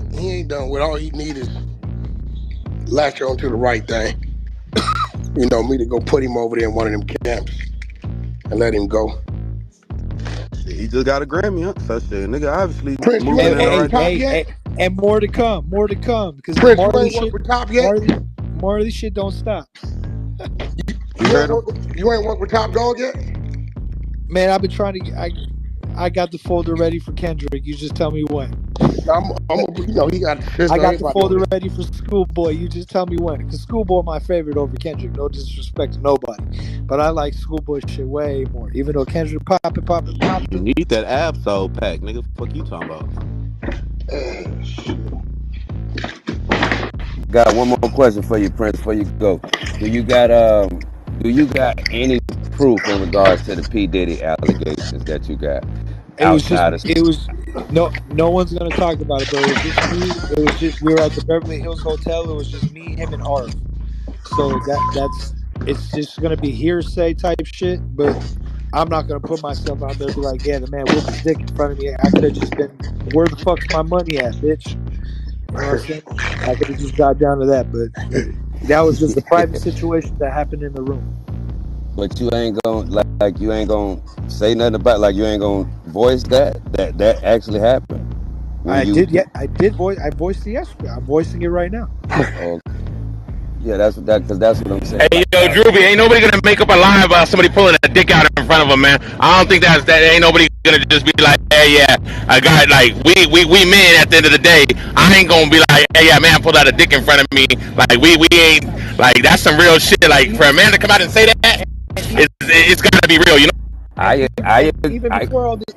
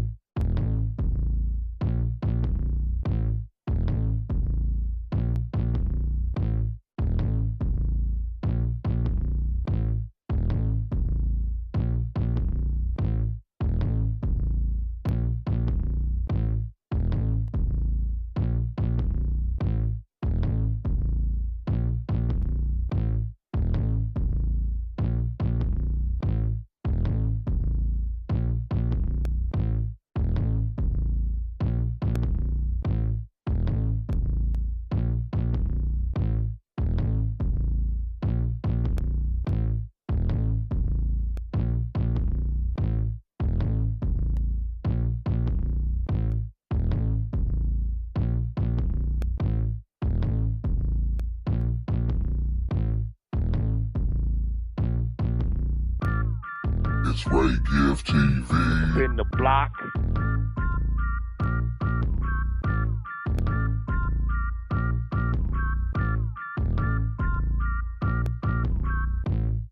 It's Ray Gift TV.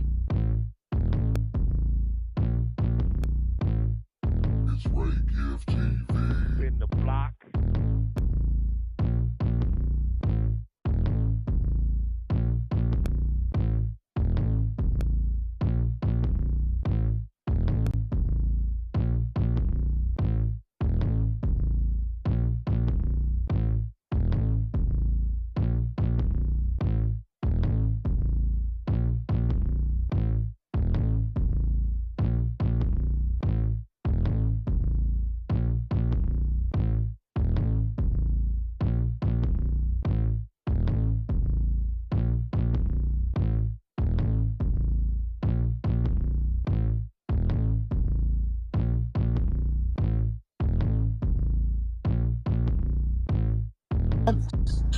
All the homies knew, like everything to the point, everything to the dot. Like this, not one of my homies gonna tell you, yeah, Prince didn't fucking bug us about this shit for 12 fucking years.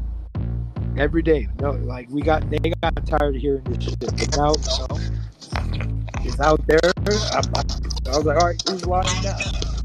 I've been telling you guys he's been doing this shit forever. Nah, hearing your character on here, I can see that shit happening. Like, but it's like at the same time, I'm glad you ain't do it, man.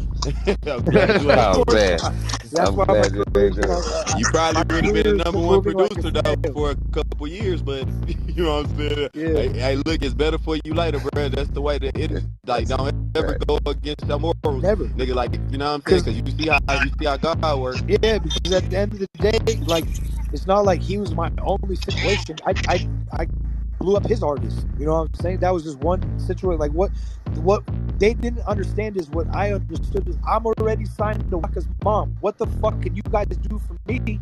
That's not going to take more money out of my pocket, especially when I haven't seen. The only reason I'm in this hotel room is to collect my money. And then instead you guys want to fucking see what I'm about. Like, I'm not on that shit. That's all it was. I just went looking for my motherfucking money. Prince, I'm just going to ask you one quick question. Yeah. We hear a lot about Harv being involved in. Is he still alive? I heard he passed away. You're in the Matrix. Oh, I don't know. I thought he passed away a couple of years ago, but anyway, go ahead.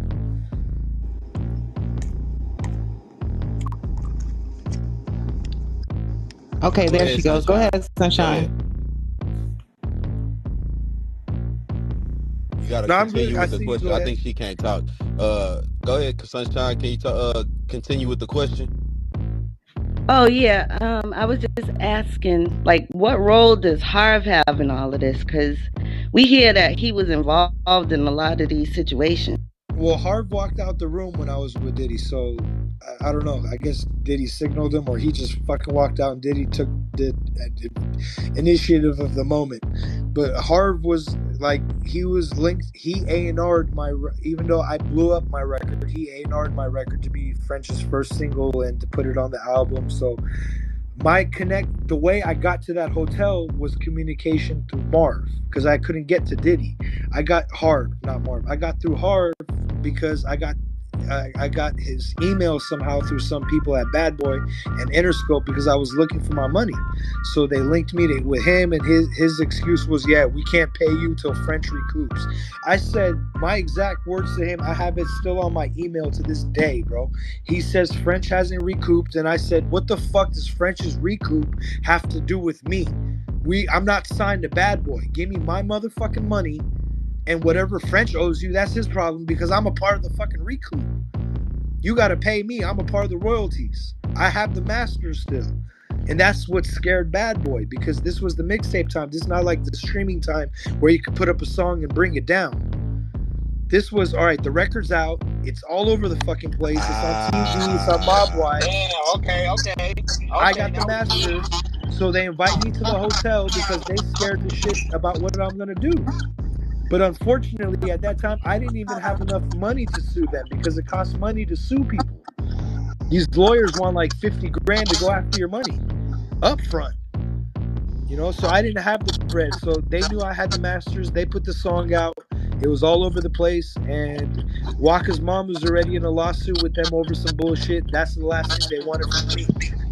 So they brought me in there. They saw that, they found out that I didn't have enough money to get a lawyer. So Harv walked out the room and Diddy whipped out his dick and all this shit. And I walked the fuck out of there. Boy, you lucky I wasn't around back then. I tried to have you around back then. That's when we first started. That's when we first linked back up. When I came back from Brickswater, I was sitting outside He Game wouldn't have Studio played every with day. you though. Huh? He wouldn't have played with you. Nah, fuck no. That's why I told you, hey, Wack, go get my money from French. I'll give you half of it. I texted you that like 1,000 times. You're like, man, fuck you. I'm not dealing with your bullshit. Nah, in my opinion, that's why a person like you benefits a lot from having a management like a hands-on manager like Wack, because that's what you would have need. That's what you would have missing, Yeah, bro. because ain't Because nobody gonna that would have been. fucking do some weird shit with Wack. Wack. Yeah. Who's gonna strong arm Wack? So you still haven't got that. You still haven't got that money from that record. Waka's mom settled, and she told me I was a part of the settlement. That she linked me up with her lawyer, so that's what I talked to her, and she's been for the last year trying to find my money. And I was like, I did my research. I was like, don't look into French. Go look into Diddy's mom, bro. My money. Harv said French didn't recoup, so I backed off of French. And at that moment, even though French was trying to do some weird shit with me with my publishing and just being a weirdo that he is, just because I know him personally, people know him on the cool level. That's the relationship. Me, I know him on some weirdo shit. So when you say find my money though, bro, break that down for the person that doesn't know. Well, when you don't sign a letter of direction, the money just goes to the label and then it just disappears. So I refuse to sign any paperwork for my release of Everything's a Go. That's why one thing they did, it was the single, but they took it off the album. And then 4 years ago, they put it back on the album so French's album could go platinum. They had to add my record for the shit to go platinum because I had the most streams. Because the song after that was Pop That with Nicki. And that was the only single with Dr. Luke or whatever his name was. Uncle Luke, yeah, with Uncle Luke, and that record blew up, but it still didn't. It kept French at gold, and then once they added my record just 4 years ago, that reignited my whole situation. I was like, all right, these motherfuckers put my shit back on the album. This shit went platinum, and I'll screenshot these messages and I'll send them right to Wack so he knows exactly what I said to my lawyer. And she's waiting for me to probably call her right now, but I answered to Wack first, so I'm gonna take care of this situation with him and see what she feels about it. Now that 50 put this shit up, it's even more serious. So how that feel, bro, seeing your shit in the NBA commercials, LeBron James throwing it on his Instagram? Because I remember that beat, bro. That beat was everywhere, nigga. Like, so, and like you seeing it run, working out to it, everything going crazy because of your work, and you ain't got a dime from it, my nigga. What's going on at that moment? Because you bought what year was this? This 2000. The song came out 2011. It lasted till 2014, 2013. That song went 3 years deep before streaming. So you 24 years old at this time, right? Like 22. I'm 1987. The song came out 2011, so I'm like 22. Yeah, 22. Yeah, so you 22. Yeah, so you a young dude. Do you feel like it was a partially on your part because of the paperwork? You didn't have it done correctly, or you just feel like it was just a bigger conglomerate trying to fuck over a little guy? No, see, at the end of the day, bro, I wasn't stupid because I already, like, my contracts were already looked over by a couple other people that I looked at what I signed with Waka's mom. I found out that this is why me and her kind of had our little issue before I backed off and realized French was a problem. I gave her 100% of my publishing. That was one of the biggest problems. But the thing was, she never collected because French kept the money. Bad Boy kept the money. They didn't, because I never signed the letter of direct. Even though she had my publishing, they still need my signature for the letter of direction where the money goes. So I had the master. I'm the only one that had the masters, and the song was already out and it was doing its thing. So I just never did anything. I backed up. I was like, where's my upfront money? Where's the royalties gonna be coming from? Where's such and such? Like nothing was coming, and the song was already out. I mixed it, I released it, I mastered it. It was fucking everywhere, and it was just a fucking mess, bro. Everything, it was just very, very fucking messy over there because Waka's mom at the same time, she didn't expect me to. This fucking guy came from LA. He's cocky as shit. He said he's going to be the biggest producer. How many people has said that so many times in her life? And he's going to get a single. I almost got a single with Gucci, but Gucci went to jail. But then I took it up with French. And that shit happened. Bro, they were all in shock, bro. It just happened way too fast. They didn't expect me to come over there and say I'm going to be the greatest Don Dada in the motherfucking world and really for it to start happening. Because Lex Luger was popping at that time. She didn't give a fuck about nothing but Lex Luger. You feel me? Like this was. You heard the name I mentioned during that time, bro. Lex Luger, to me, was the god. He's the most underrated producer. Yeah, like that motherfucker is a problem, bro. He changed the sound of music at that time. But I would say you was a part of that change. But that was more the heavy 808 sound, so it's not necessarily your sound. But he definitely changed the sound of music for sure. He did, and that's what was pissing off Southside too. Because they were Southside was in the shadow for sure, early. Huh? I ain't even know Southside. I said Southside was in his shadow for sure. Because I'm from Houston, of course, bro. That's so why. Yeah. You can see the hate in Southside's mouth when he speaks about Lex Luger. Whenever he gets on producer culture interviews and he says there was this one guy back in the day, y'all might not know him. His name was Lex Luger. I was like, what, man? Why you gonna knock old boy down like that? Why you gonna talk shit? Backhanded compliments, like you might not know him. Yeah. You're like, why you gonna talk shit about bro like that when you were over there trying to fucking, learn from him? Because Lex did that Ham beat. He got in the Kanye. That was after. Session. That was all after. Yeah, that was after. But Southside went over there too. Southside got on that album too. Don't get me fucked up. Southside did make Watch the Throne, but not on. Yeah. Fucking with Kanye. Kanye went to Atlanta. He was fucking with all of them. So that was how he got through there, right? Wasn't that the connection? Yeah. It was all that shit. Yeah. Like we all went over there. It was me, Southside, Lex Luger. Did you have a little bitterness in your heart though at that moment when you start seeing that? Hell no. Because that was right before. Listen, one thing about me, bro. I've had it. I know how dope I am, and I know my timing. And one thing about me, bro, why I'm so successful and why I keep succeeding is because I put people on, whether they're dope or me or not. I was always trying to do the whole label thing as soon as I started. So seeing Lex, why the fuck am I going to feel bitter about Lex Luger popping off when I just got my opportunity to pop off? I'm watching, I was like, damn, I want to work with bro. But at the same time, when Lex went and did Ham, this was right at the verge when he was leaving. And my record with French was starting to do its thing. So it's like, I didn't give a fuck. He got his situation. I'm about to have mine next. I'm not worried about the next man. I know I just got me coming because Waka's mom will tell you, bro. I came there and I said, I'm taking over this shit as soon as it's done. As soon as Lex is doing his thing, this and that. Me and Lex were cool too. I sold him beats. He was helping me survive. There's no ways for me to fucking feel bitterness about none of that shit. You feel me? Like, he might be like, right now, no, Prince never sold me that beat. That's just to hold his own credibility. But, I don't give a fuck. Statute of limitations is up on that record, so I can give a shit. I'll say I produced Round of Applause for fucking Waka Flocka and Drake, and I sold it to Lex for 10 grand. That's that. But, I didn't give a fuck about what he did with Ham because by then I was almost out of there. Nikki was a couple months gone. Gucci was in jail. Waka, I did like 8 songs with Waka. I already knew my path was on its way, bro, because I was one of the first producers at that time. This was before Mustard, before Hit Boy. Hit Boy got on the Watch the Throne album with the Niggas in Paris album. Mm-hmm. So this was before he blew up. I was the first producer in 2010, before Hit Boy, to be on without going through Dr. Dre. Because from the West Coast? Yeah, because the South, because Waka put me on. Waka's mom put me on. Suge sent me over there.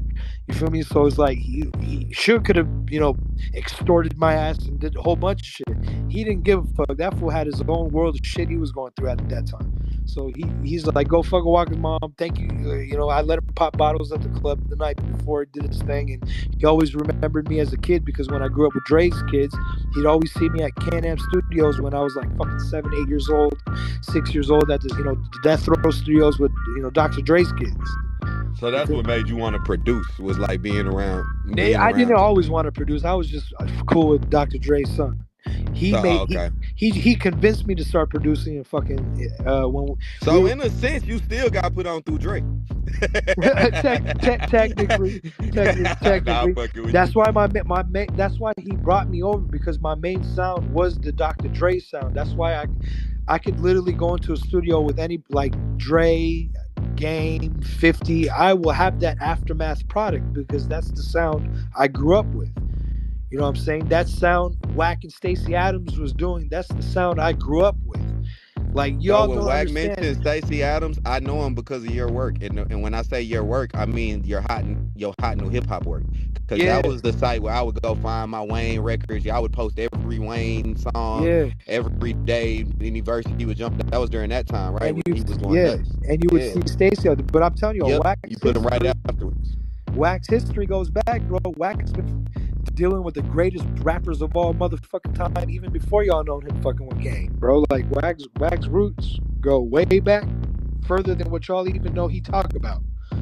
You feel me? He's had the greatest rap, like Stacey Adams, bro. That was the Game and Rick Ross and Jay-Z mixed together in one pot. He just had his issues. He had his demons. You know what I'm saying? That's not Wack's fault.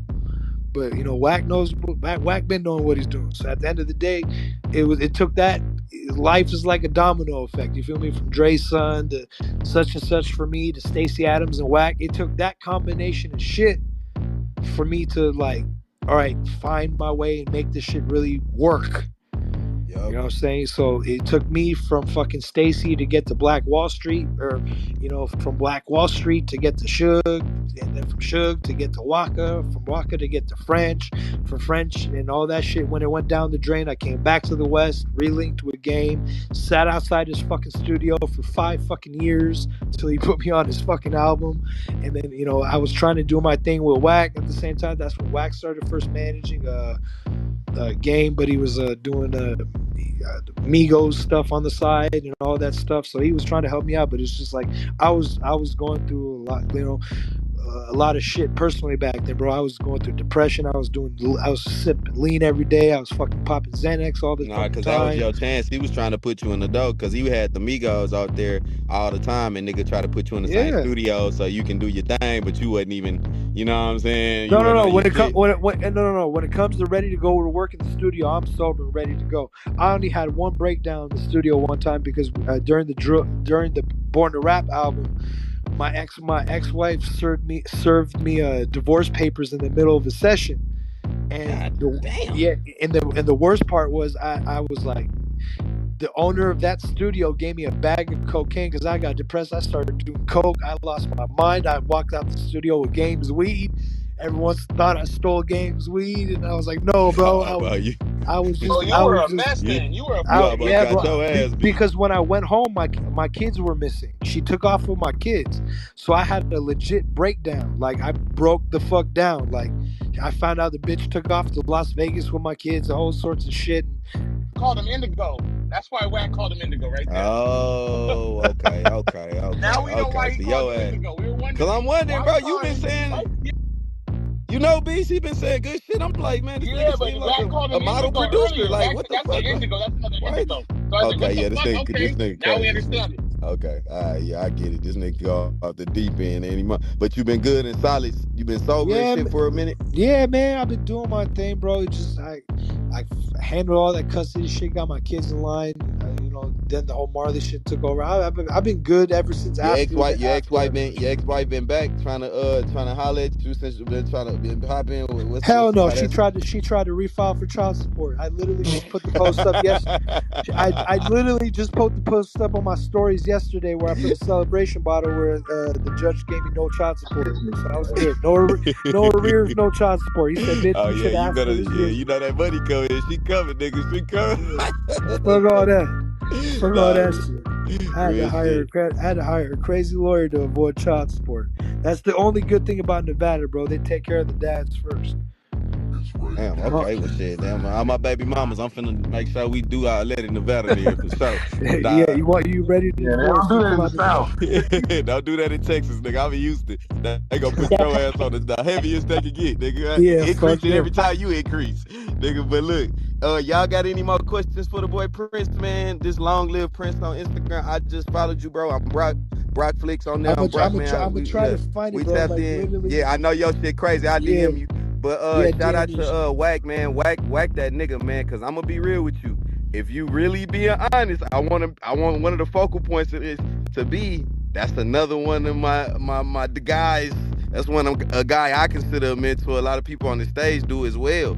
Like that dude put on a lot of people's stories that we don't really know about. He talk about some of them, but some of them I never heard about you, bro. You know what I'm saying? But Yeah, for that to be that, you know what I mean? That's yeah. crazy, my boy. And I actually heard about you, just didn't know I heard about you because I didn't heard all your work. You know what I mean? But just Yeah, didn't even that's know the it was bull. you. You feel You me? see So what I mean? that adds up to the bullshit that they were doing to me. I had all the Mhm. records out, but they were holding my name down because whatever the fuck that was going on between me, Walker's mom, French, and Diddy, all that shit, bro. They tried to blackball me like a But motherfucker. in the That's internet era, bro, as a man, I'm a it's big on different. accountability.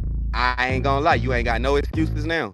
Cause like Right. the real shit is everything's there for you. The platform's there, bro. We appreciate like right now, right? You just got nigga, you just changed a lot of people's perspective on just you even coming out today with the coming out probably the worst words. But you posting what you No Diddy, no I'm Diddy. done. No Diddy, man. Go Hey, ahead, look, Ebony. Take us out of here. I just want to say something. So are you going to still do your ghost producing or Now, fuck now? no, fuck no. I'm Right, you listen. gonna put your name on everything, right? You gonna My name has been on everything. The Grammys on that. Everything on. Unfortunately, what I did for Game on his last album was all co-produced, and Wack knows what type of fucking mess that situation was. My own bitch ass cousin tried to fuck me over on. It's just, I'm on some. I'm listen. all right, just make Words. sure you do it right this time. But shout No, out no, to no. you. I went to Taft Yeah, as well, so Tea House in the yeah. fucking Hey, building. you already know. Okay. Yeah, but just know that there's no print. I'm not fucking around this time, and like It's Ray Metro Gift TV. and Southside and all these top producers, Hit Boy, they better watch their ass, bro. I'm coming because I'm not Hey, fucking let it around. be known. Hey, Prince. Let it be known, Prince. I sent Wack a text last night, showed him how many beats just alone for Chuck that I got on the side, besides all the shit that I got going on already. That's gonna put me back in these rooms with Metro and all them, and these fools are gonna have to answer to me, and they're gonna bow down because at the end of the day, they always said the best is for last. When it came to me, Metro, Southside, Lex Luger, Mike Will, Zato, all of that shit, bro. The best one, the one that took it the worst. Karma, what goes around comes around. They're gonna answer to me. I'm the Cat Williams of this It's Ray motherfucker. Let me Hey, Gift put it like Prince, let that. it be known. TV. Let Prince know what it is right now, man. You want to call him out? Call him out, man. Do your Hey, thing. it's called out. They know it's coming. They know it's coming. They will have to answer me. Hopefully, me and Southside can settle our problems because I don't know why old boy's still holding a grudge. Like I don't got hate for, I ain't got hate for bro until he put his hands on me. But you know, I gotta sit down and talk with him and understand what his mental is because I ain't never had issues with Southside except for him always just being a little hater on the side. We understood that, but I could live with that. I deal with haters. I'm in LA. Nah, he pushed you into Drake. You gotta, you know what I mean? Yeah, no. Like it's just situation. Still, we will talk about it. We want to catch the fade though. It's nothing. Believe me, it's nothing. I've been to jail many times, took many punches in this face, and this boy did not go down. So I got a jaw of fucking concrete. So more power to him if he got the balls to want to fight me. 'Cause I'm not no little dude. Let me put it like that. I'm not no little motherfucker. So they want to get down, they want to get down. But at the end of the day, I'd rather have a peace talk with old boy.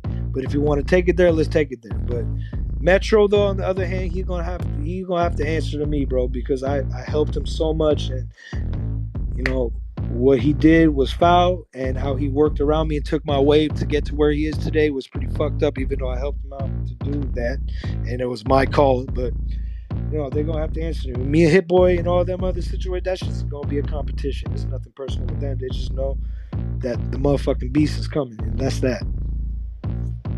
That is that. All right, well, shout Shit, out bro, to you you. can Thanks for always come pulling through. up.